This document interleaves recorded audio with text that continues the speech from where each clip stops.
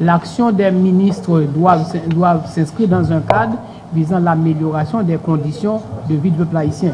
Mais nous sommes conscients aussi que le budget qu'on avait voté en mai dernier, et pour une large part, si les dépenses de fonctionnement ont atteint leur niveau, mais les dépenses d'investissement ne se sont pas matérialisées. Au 30 juin 2012, 20% seulement des investissements prévus ont été engagés. Ce qui veut dire que le taux de croissance de 7,9 envisagé dans le cadre de ce budget ne se matérialisera pas d'ici la fin de l'exercice. Aujourd'hui, le gouvernement a révisé à la baisse ses prétentions de croissance économique de 7,9. Il a fixé un taux de croissance de 6,9 pour le nouvel exercice, 6,5 de taux d'inflation et des investissements de l'ordre de 88 milliards de gouttes. La distribution a été faite en fonction des secteurs. Le secteur économique a bénéficié de 62 milliards des 89 milliards prévus. Le secteur social, 22 milliards. Le secteur politique, 2 milliards 1. Ce qui veut dire que le pouvoir exécutif absorbe environ 19% du budget d'investissement. Donc, aujourd'hui, nous sommes à quelques jours de ce vote. La Chambre des députés a fait des amendements importants et surtout au niveau du fonctionnement. Au niveau du Sénat, nous nous attendons à faire des amendements dans le cadre du budget d'investissement pour une plus grande répartition géographique des crédits. Si pour certains ministères, l'enveloppe est très en dessous de leur capacité, pour d'autres, l'enveloppe, selon eux, ils sont très confortables avec l'enveloppe à eux allouée. C'est le cas du ministère de l'Environnement, de l'Agriculture, des Travaux publics. Tous ont estimé qu'ils sont très confortables avec l'enveloppe qui leur était allouée. Donc on estime que d'ici la fin de l'année, les prévisions se matérialiseront, les investissements seront réalisés et la croissance attendue se réalisera. Ainsi, comme nous l'avions initié la semaine dernière, dans le cadre de cette présentation, nous demandons d'abord au ministre de faire une présentation en 15 minutes de leur ministère, leur objectif, l'enveloppe à leur disposition et les goulots d'étranglement ou obstacles qui ont empêché l'année dernière qu'ils aient atteint la pleine efficacité attendue de leur gestion. Le pouvoir judiciaire a besoin aussi d'être renforcé par la création, par exemple, de réseaux d'information permettant de faire connaître ce que vous êtes en train de réaliser à travers vos communes, à travers les villes de province et non seulement au niveau des débats parlementaires. Nous avons certainement pendant les 2 mois commencé avec ce programme en envoyant des équipes dans les communes, dans les villes, pour couvrir les périodes de fêtes patronales, mais également pour accompagner des députés ou des sénateurs dans les villes de province afin de montrer ce qu'ils sont en train de réaliser et de produire des documentaires en leur faveur, des documentaires pour le développement durable. Il est important aussi pour nous de vous signaler qu'à partir du mois d'octobre, nous comptons lancer avec, bien entendu, votre collaboration ou apporter notre assistance technique pour qu'il y ait un journal, par exemple, qui soit consacré au débat parlementaire et également aux activités de chaque parlementaire, qui sera donc le Parlement Magazine. Je vous signale également que notre intention, ce sera aussi de renforcer le système d'information du pouvoir judiciaire.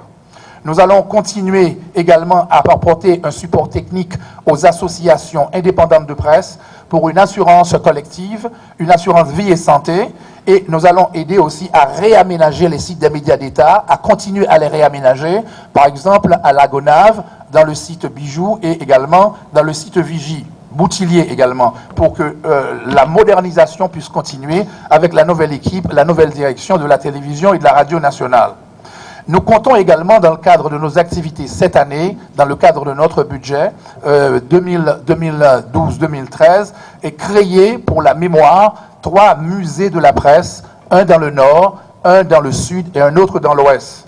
Nous allons continuer aussi à travailler cette année. Nous allons mettre la main à la rénovation ou la reconstruction, en tout cas, des bâtiments publics qui avaient été consacrés, par exemple, à la radio nationale ou encore aux presses nationales.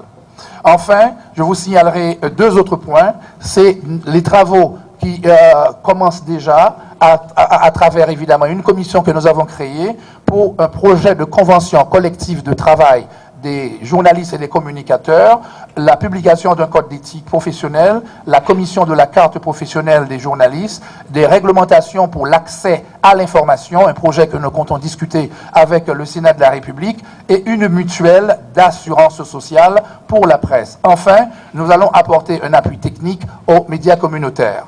Je vous dirai donc que ce ministère a un projet, c'est-à-dire un projet à caractère social, un projet également à caractère éducatif au niveau civique et un projet à caractère, évidemment, à caractère, si vous voulez, étatique, politique, en encourageant les trois pouvoirs de l'État, l'exécutif, le judiciaire et également le législatif. Comme objectif opérationnel également, c'est former un comité de gestion de crise du secteur étatique, du secteur non étatique, dont la mission est de coordonner sur le plan national les opérations de protection. Et enfin, c'est créé au bout de 9 mois, au cours de cette même année, pour une expérience pilote, une unité de protection de la population composée de volontaires des deux sexes. Et comme stratégie, sur le plan opérationnel, nous voulons privilégier 3 outils d'intervention. C'est d'abord la communication. Il sera de mettre en place un système qui doit assurer à terme une communication sans problème entre les différentes autorités et organisations chargées du sauvetage et de la sécurité. Je parle de police, sapeurs-pompiers, premiers secours, protection civile, garde frontières, garde-côtes et troupes de sauvetage de l'unité de protection de la population. Deuxièmement, c'est le laboratoire. Deuxième outil, c'est le laboratoire de sécurité.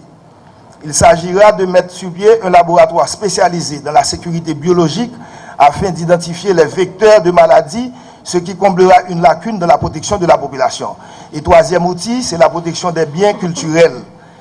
La protection des biens culturels consistera à prendre des mesures destinées à éviter ou à réduire les conséquences des catastrophes sur les patrimoines.